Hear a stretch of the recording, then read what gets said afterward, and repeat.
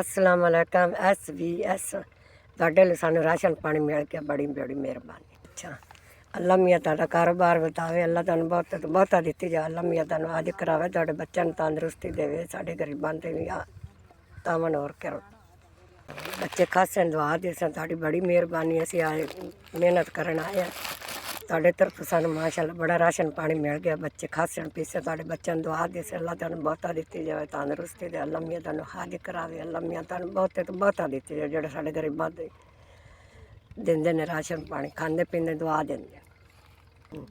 ਦਾਲਾਂ ਹਨ ਤੇ ਦੁਆ ਚਾਵਲ ਨੇ, ਖਜੂਰਾਂ ਹਨ, ਮੱਕੀ ਦਾ ਆਟਾ, ਦੁਆ ਵੇਸਣ ਹੈ, ਵੀ ਸਾਰਾ ਆਟਾ ਤੁਸੀਂ ਸਾਨੂੰ ਦਿੱਤਾ, ਮਾਸ਼ਾਅੱਲਾ ਬੜੀ ਮਿਹਰਬਾਨੀ ਮੀਆਂ ਤੁਹਾਡੀ।